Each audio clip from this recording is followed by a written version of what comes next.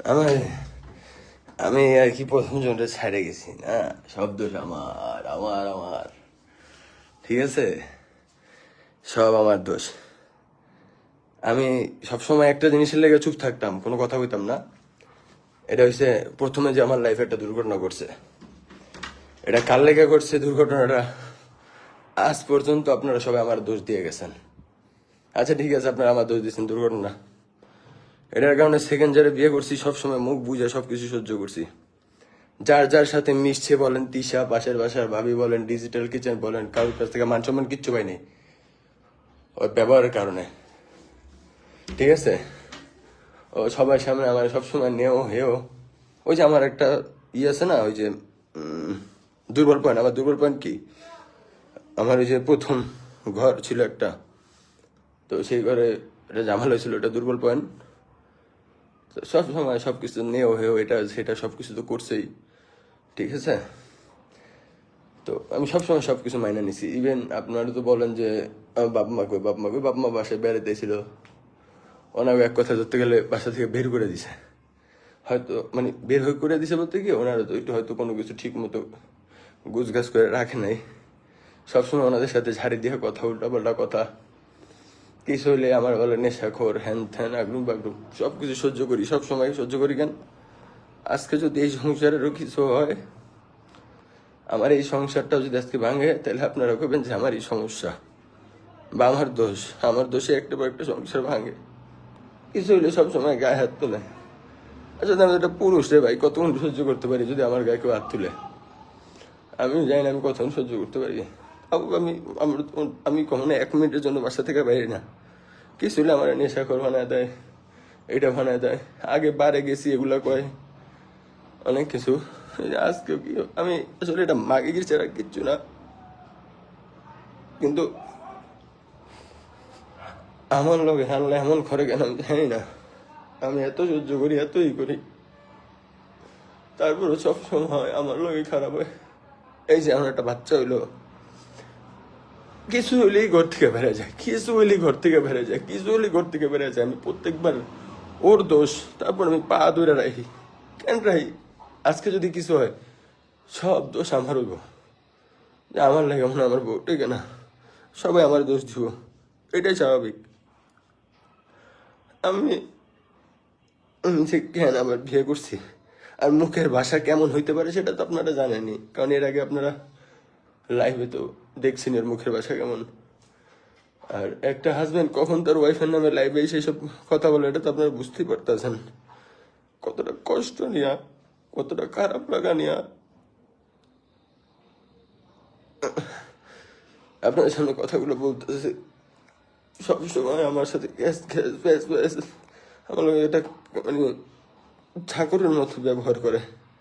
আমার না কোনো একটা কাজ করতে দেয় না, কিছু হলে ঝগড়া করে, উল্টাপাল্টা কথা, মন মানসিকতা কিচ্ছু না। অনেক কিছু, ধরেন তাল দিয়ে তিল একটা ঝাড়ি দিলাম, এই জিনিসটা এমনি করছো কেন, ঘর থেকে বেড়ে যায়, পাও ধরে ঘরে ঢুকান লাগে, একটা এটা করে পাও ধরে ঘরে ঢুকান লাগে। আমি আর পারতেছি না, আমার এইটুকু আমার গায়ে হাত দিয়ে আমি কখন একটা ঝাড়ি দিতে পারি না, কিচ্ছু করতে পারি না। আমার গায়ে হাত দিয়ে আমার কি করছে, আমি আমি আমি এত কষ্ট করে এই সংসারটা সাজাইছি, আমার সুন্দর একটা ফিউচার ছিল, আমি এটা নষ্ট করে। দোষ আমারই, কারো দোষ না। আমি খারাপ, আমি খারাপ, তাই আমার লগে তো খারাপ হয়। প্রথম জন আমার লগে এক খারাপ করে গেল, পরে যারে পাইলাম এও আরো খারাপ।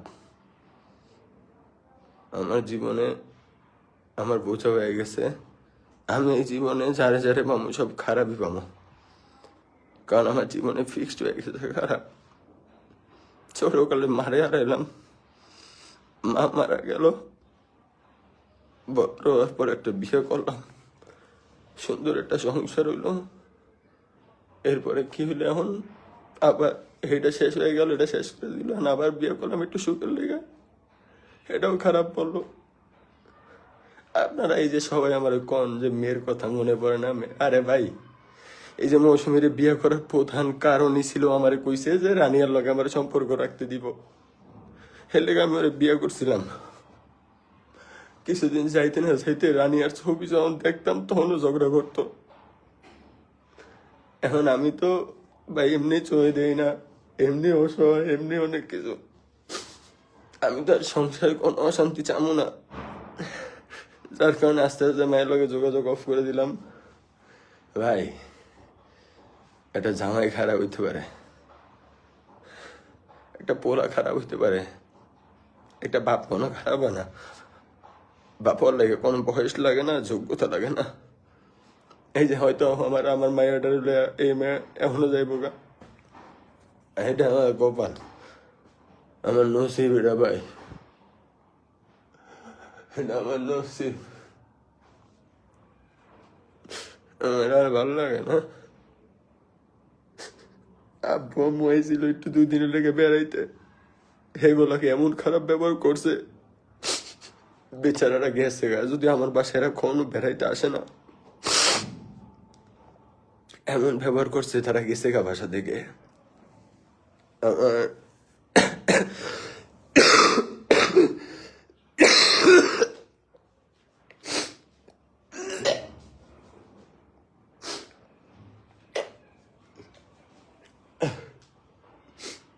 ওরা বুঝন বেড়াইতে এলো, আমি কি সুন্দর নিচে গিয়া ওনার উপরে নিয়ে এলাম। আচ্ছা আপনারা ভাবেন একটা মানুষ কতটা জঘন্য লেভেল হইলে, আমাদের এই বেডরুমে একটাই টিভি, আমাদের এই পুরো ফ্ল্যাটে। আমি আব্বুরে টিভিটা ছেড়ে দিয়েছি যে আব্বু বসে একটা নাটক দেখো। তোমার কোনো কমন সেন্স নাই? বেডরুমে কি সবাই এলাও পায়? সবারই কি বেডরুমে জায়গা দেওয়া যায়? আর আমার বাপ আইসে এতদিন পর দেশে, একটু নাটক দেখতেছে, বেডরুমে কি শুইতেইছি জায়গায়? কতটা মানে নিকৃষ্ট লেভেলের মন মানসিকতা হলে মানুষ এটা করতে পারে। আসলে এরকম অনেক হাজার অনেক অনেক কিছু আছে, আপনাকে ওগুলা বুঝাইতে পারবো না। পরে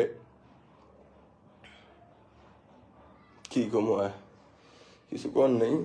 আর আমি আর বিয়ের সাথে আমার লেগে না অনেক ভুল করে লাইছি। আবার কেউ এটা ভাইবেন না, এই কথাটা মনে রাখেন যে প্রথম জনকে ঠগাইছো না তাই এমন হয়েছে। প্রথম জনকে যে আমি ঠগাইছি, প্রথম জন কখনো কোথাও আপনাদের এটা বলে না, এটা সবসময় মাথায় রাখবেন। যাই হোক, ওকে নিয়ে আর না টানি, কারণ ওই সাবজেক্টটা শেষ, ওর মতো আছে। ও কিছুলি আমার কয়, আমি বলে ওর কথা হই, আমি গেছিল কথা কিছুলি। আরে ছেড়ি এখন প্রেম করতেছে, কদিন পর বিয়ে করবো, কি আমার একটুখানি টাইম আছে? হ্যাঁ, ওই সেরি এখন মাসাল আল্লাহ দিলে একটা ভালো জায়গায় গেছে গা, ওর কি আমার করার টাইম আছে? আমি আমার জায়গায় আছি, ওর জায়গায় আছে। মানে আমি যখনই কোনো প্রতিবাদ করতে নেই, ও হয় কি আমি বলি উল্টাপাল্টা করবো। যখনই আমার একটু মনটা খারাপ হয়ে যায়, ও এক্সের লগে তো মনে হয় কথা হয়েছে, নেশা করছিস তো মনে হয়, এর লেগে এমন করতে আসস, কিছু বলে আমার লাগে মারামারি শুরু করে দেয়। বাচ্চাটা হয়েছে, আরে আল্লাহ, বাচ্চাটা হওয়ার আগে এগুলো হয় না।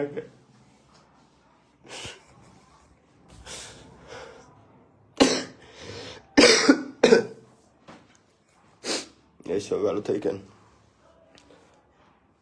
আমার মনে হয় না আমি আর অনলাইনে আসবো কখনো। বাই।